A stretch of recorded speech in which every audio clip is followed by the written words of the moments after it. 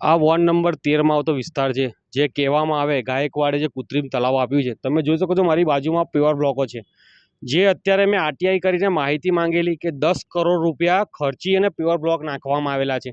તમે જોઈ શકો છો એકદમ નવા ને નવા બ્લોકો છે, જે પોલીસ મારી અને ઉપયોગમાં લઈ શકાય એવા અઢળકની સંખ્યામાં છે.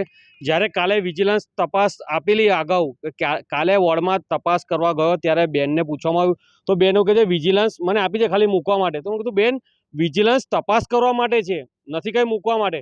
તમે વિચારી શકો છો આ ભ્રષ્ટાચારનો કેટલો મોટો નમૂનો છે, કારણ કે જે પ્રકારે આરટીઆઈની માહિતીની અંદર સ્પષ્ટ લખેલું છે કે 7 કરોડની ઉપરની ફિગર હતી અને જે કહેવામાં આવે 10 કરોડનું બજેટ હતું, એ 10 કરોડનું બજેટ પૂરેપૂરું આ લોકોએ નીચોઈ લીધું. જેમ કહેવામાં આવે તપેલામાં થોડું ઘણું ખાવા બચેલું, એ તમામ પ્રકારનું ખાવા આ લોકોએ પૂરું કરી નાખેલું છે, જેની અમે વિજિલન્સ તપાસ માંગી છે. અને અત્યારે આ પ્યોર બ્લોક કમિશનર સાહેબ પાસે લઈ જઈને અમે એમને કહીશું કે અમારી વિજિલન્સ તપાસ ક્યાં છે, ને નવા પ્યોર બ્લોકો જે લોકોના પરસેવાનો રૂપિયો જે છે એ ખોટો બગાડ થઈ રહ્યો છે, તાત્કાલિક ધોરણે રોકવો જોઈએ એવી અમારી માંગ છે.